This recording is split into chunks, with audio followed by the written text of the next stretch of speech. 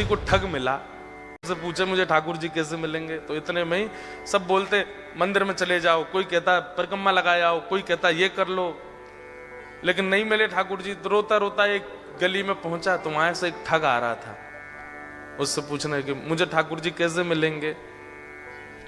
तो ठग ने देखा, बोले कि इसकी स्थिति बड़ी भावुक है, रो रहा है और ठाकुर जी से मिलने के लिए बड़ा व्याकुल है, लेकिन इसके हाथ में 2-3 सोने की अंगूठी हैं, गले में एक चैन भी पहनी है, उसके पास में बैग है, उसमें भी कुछ तो रुपए पड़े ही होंगे, चलो इसको मिलवाते हैं ठाकुर जी से। बोले मेरे साथ चलो, मेरे पीछे पीछे चलो। और जैसे बोला पीछे, वो तो इतना उत्साहित हो गया, चलो चलो मिलवाओ ठाकुर जी से। जमुना जी ले गए। जमुना जी जाकर के बोले अब सारे वस्त्र उतार दो, अपने झोला रख दो नीचे। वस्त्र उतार दिए तुरंत। बोले कैसे मिलेंगे ठाकुर जी? बोले जितना पहना है सोना चांदी सब उतार दो। सब उतार दिया। बोले बस एक वस्त्र में रहो, जाओ कंठ भर जमुना जी में खड़े हो जाओ।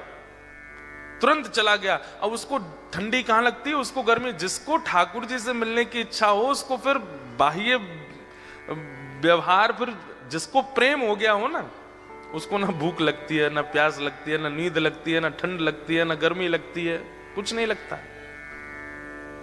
प्रेम अद्भुत वस्तु है। हम आप सब लोगों को जो होता है वो आकर्षण है। हम आप सब लोगों को जो होता है वो संसारी केवल और केवल मोह है। बहुत 0.1% किसी जीव को प्रेम होता है। हमारा आपका प्रेम स्वच्छ नहीं है, लेकिन जिसको प्रेम हो जाता बाधित नहीं करती।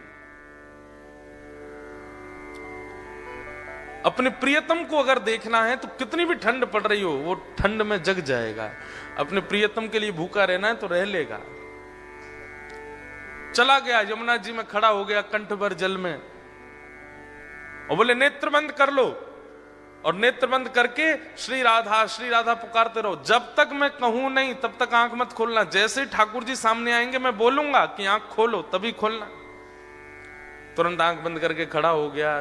ठंड पड़ रही थी, कंठ भर जमुना जल में खड़ा है। श्री राधा श्री राधा श्री राधा श्री राधा। ठग ने सारे कपड़े उठाए, झोला उठाया, अंगूठी सब उसकी ली, भाग गया। वो बेचारा खड़ा है जमुना जी में।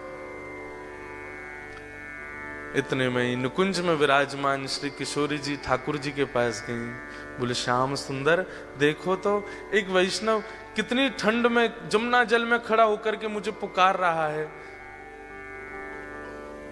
ठाकुर जी बोले तो क्या इसको दर्शन देना है?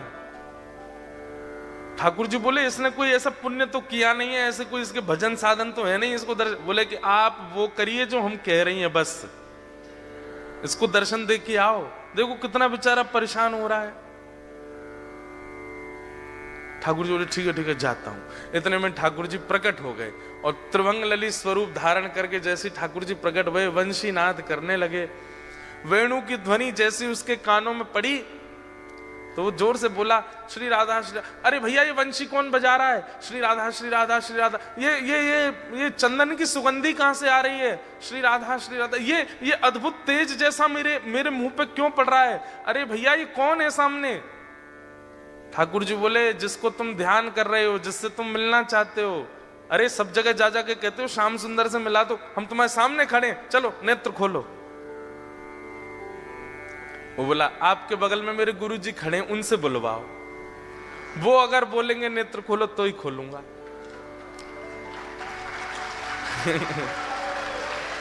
ठाकुर जी आप आ गए, बहुत अच्छा किया आपने अपने वचन का निर्वहन किया, पर आपके बगल में मेरे गुरु जी खड़े हैं, वही मुझे लेकर के आए थे। उन्होंने ही कहा था जमुना जी में खड़े हो जाओ, राधा राधा जपो। गुरु जी कहां गए मेरे? बोले कि यहां कोई गुरु गुरु नहीं है। अरे मेरे गुरुजी वहीं होंगे, वही मुझे गली में मिले थे, वही मुझे लेकर के आए थे। ठाकुर जी बोले वो कोई गुरु गुरु नहीं है, ठग है, एक नंबर का ठग। तो वो जो खड़ा था जमुना जी में बोला सुनो मुझे पता है आप ठाकुर जी नहीं हो। क्यों? मेरे गुरु की निंदा कर रहे हो? चले जाओ यहां से, आप ठाकुर जी नहीं हो सकते। जिन गुरु जी ने आपसे मिलवाया या आपको मेरे सामने भेजा भी उन्हीं गुरु की निंदा कर रहे हो, मुझे आपको नहीं देखना। ठाकुर जी बोले बड़ा पागल है, हमको क्या जम जा सर्दी में। ठाकुर जी वापस आ गए। श्री जी बोली दे आए दर्शन। अरे श्री जी कैसे पागलों के पास भेज देती हो आप। मैं 20 मिनट से वहां खड़ा था, उसको बोल रहा था नेत्र खोल करके दर्शन कर ले। मेरे यूं कह रहा बगल में गुरु जी होंगे उनसे किब्बाओ। उसका गुरु वो ठग है, एक नंबर का चोरी करता है, ब्रजवासियों की चोरी करता है। उसको तो किसी दिन बताऊंगा मैं। उसको गुरु माने बैठा है। इनको इतनी बुद्धि नहीं किसको गुरु बनाना चाहिए, किसको मानना चाहिए, उसकी बात मान के बैठा है। श्री जी बोली या तो उसको दर्शन दे के आओ, नहीं तो हम नाराज हो जाएंगे। उसको दर्शन दो। बोले अरे वो गुरु की आज्ञा मानेगा। बोले तो गुरु को खोजो, पहले गुरु से बुलवाओ कि आंख खोल, दर्शन दे के आओ। ठाकुर जी बोले हे श्यामा जी आप कितनी भोली हो, कितनी सीधी हो। बताओ उस ठग ने जीवन में कुछ अच्छा नहीं किया, उसको मेरे दर्शन करवा दो। ठाकुर श्री जी बोली आप ये विचार क्यों करते हो कि किसी के पास योग्यता होगी तो ही दर्शन दोगे, अयोग्यों को दर्शन नहीं दे सकते। तो हमारी श्री जी कैसी है? अब इसके आध्यात्मिक अर्थ क्या है कि हमारे ठाकुर जी तो ऐसे हैं भैया तुम्हारी पात्रता जितनी है उतनी कृपा करेंगे, पर हमारी श्री जी कैसी हैं? बोले पात्र भी स्वयं बनाती हैं और फिर कृपा भी करती हैं। ऐसे हमारी लाडली जी, ऐसे हमारी किशोरी जी।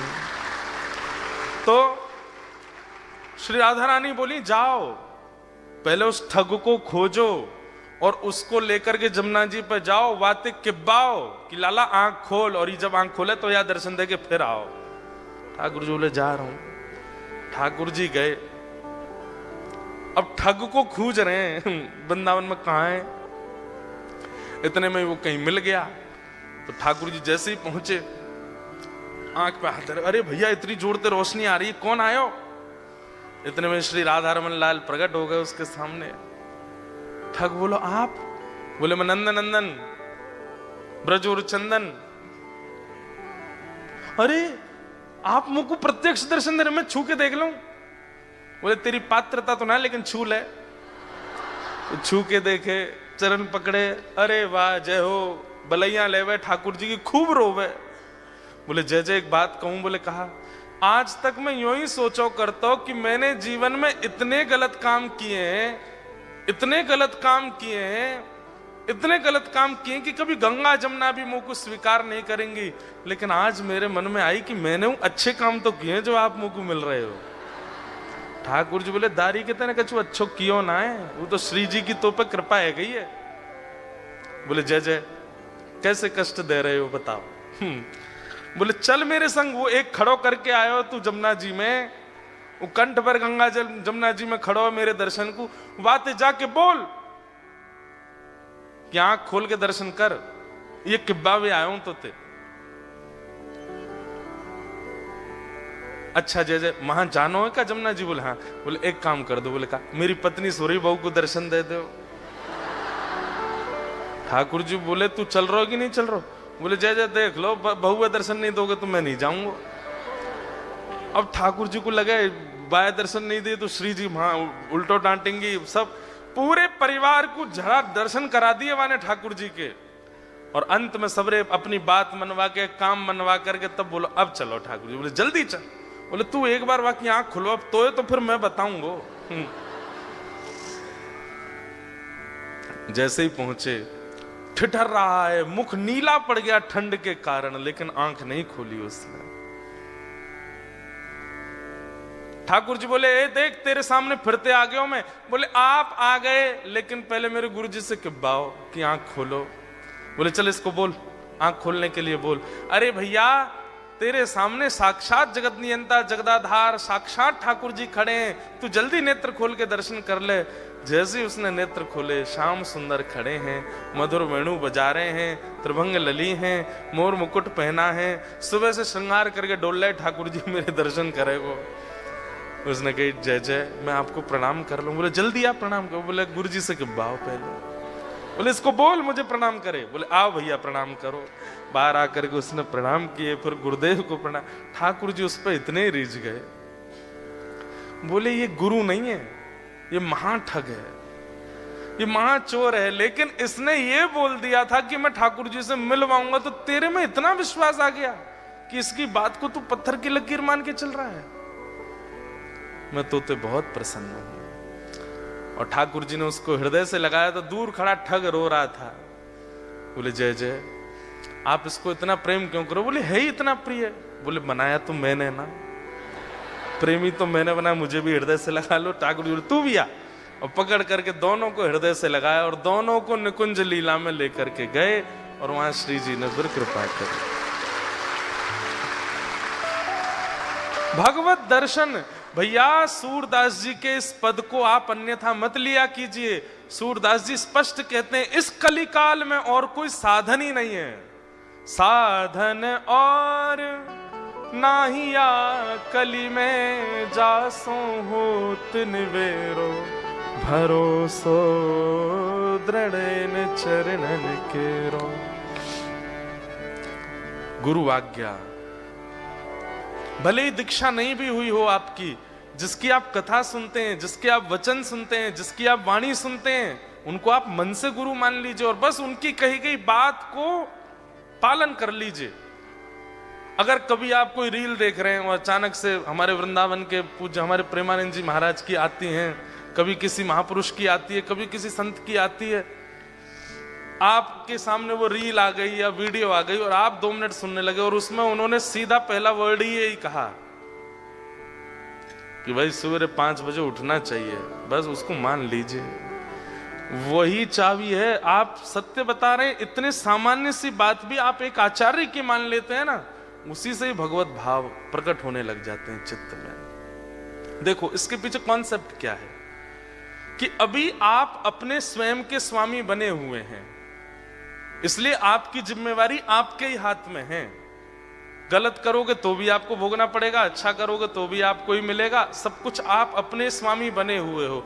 लेकिन जैसे ही आप किसी के आसरतु होते हैं, जैसे ही आप किसी का आश्रय ग्रहण करते हैं, उसकी बात को मानना प्रारंभ कर देते हैं और वो व्यक्ति वैष्णव है, ठाकुर जी का भक्त है, तो फिर ठाकुर जी को चिंता होती है कि अरे बताओ ये इतनी दूर ऑस्ट्रेलिया में रहता है, इतनी व्यस्त क्रम में रहता है और फिर ये मेरे एक वैष्णव की बातें मान रहा है, अगर इसका कल्याण नहीं हुआ तो इस वैष्णव और मेरी इस पर कृपा और मेरा ये आश्रय है, इस पर अविश्वास हो जाएगा, इसलिए इसकी बातें पूरी करनी चाहिए। तो इसलिए आप जब किसी गुरुआश्रित हो जाते हैं तो ठाकुर जी को चिंता होती है कि भाई ये गुरु आज्ञा मानता है और अगर इसका कल्याण नहीं हुआ तो गुरु शिष्य परंपरा नष्ट हो जाएगी, इसलिए ठाकुर जी फिर कृपा करते हैं। तो चाहे सूरदास हो, चाहे कुंभनदास हो, चाहे रैदास हो, चाहे मीराबाई हो, सबको दर्शन गुरु कृपा से।